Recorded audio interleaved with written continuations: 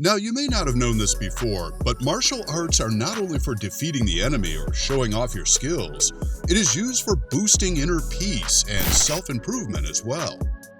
If Jaden Smith's The Karate Kid has taught us anything, it's that the discipline of martial arts instills patience, confidence, and of course, self-defense skills. Martial arts not only teaches you to fight and defend yourself, but it also keeps you fit. So if you're passionate about martial arts, you should be aware of some of these moves. And if you're a newbie, you might want to pick up a few lessons. Who knows, it just could save your life one day. Here are 10 martial arts moves you should know. As a note of warning, some are pretty basic, while some can be deadly moves. Straight punch. The straight punch move is called Chokozuki in Japanese, and it is also known as the jab. It is the most basic punch technique, and it is used in other types of punches. To perform the Chokozuki, you need to make a fist while excluding your thumb from the mix. Your fingers need to be folded down so that the pads of your fingertips touch the joints where your fingers meet your palm. Then bend your knuckles at the base of the fingers to tuck your fingers into your palm. Do not tuck your thumb inside of your finger, but between the first and second knuckles of your fingers. Now you're ready to strike. When you throw your punch, aim to strike with the pointer and middle finger knuckles, as it is the strongest part of your hand. If you punch a person in the stomach or chest with the jab move, it can knock the wind out of them. However, if done wrongly, you can fracture your fingers. The rear neck choke. The rear neck choke, or the reverse neck choke, is commonly known as the sleeper hold. It is a well-known move and a dangerous one at that. It involves you stepping behind your opponent, though that won't be an easy feat, and you simply wrap your arm around your opponent's neck and lock in the hold until all of the oxygen is cut off from their brain.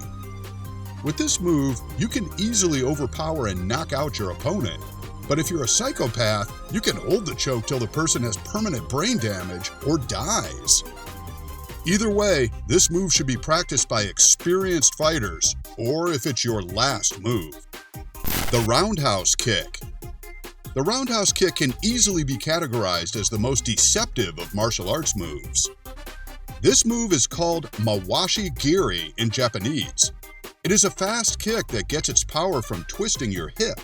To perform a roundhouse, kick off your front leg to ensure that you are standing to the side of your target.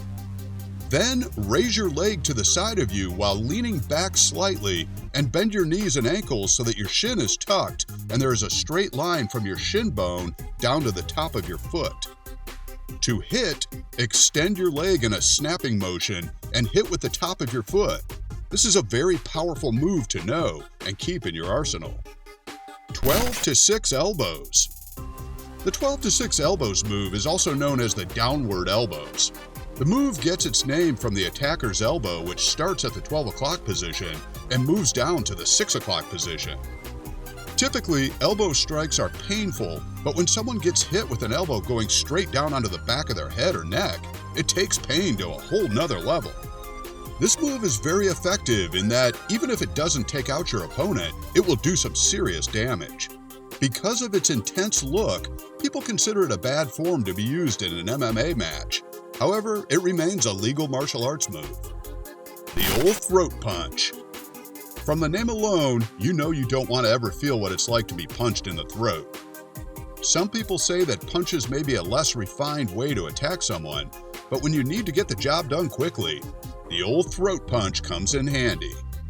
This move is highly effective, and if done correctly, it can crush someone's windpipe and do some real damage. Even a half-hearted punch to the throat will still knock someone off balance and dish out a buckload of pain. The side kick. The side kick is a karate move, and it is called yokogeri in Japanese. It is an excellent attack and defense move all at the same time. The idea is to line your body up behind a power attack. To perform the side kick, you need to turn sideways. Just a quick quarter turn to whichever side works for you or where your opponent is standing. From that stance, build the kick by lifting your knee as high as possible. Then use the momentum from lifting your knee to turn and make sure that the toes on your supporting leg end up facing whatever direction you face. As you fire your side kick, be sure to turn your ankles so that you are striking with the knife edge of the foot. If done correctly, you will knock out your opponent unless you give them room to evade you. Upper rising block. This move is called the Age-uki in Japanese. It is a basic blocking karate technique. However, no basic training will be complete if you don't know how to block attacks. The upper rising block can be used to deflect hammer punches, axe kicks, and other attacks that may be coming down from above. To perform this move, begin with a blocking hand down at your abdomen with your palm facing forward. Then step forward into a front stance with the same leg as the blocking arm. As you do this, keep a fist to strengthen the position and let the sharp edge of your forearm bone take the brunt of the attack. With this move, you can deflect and move into an attack. The axe kick.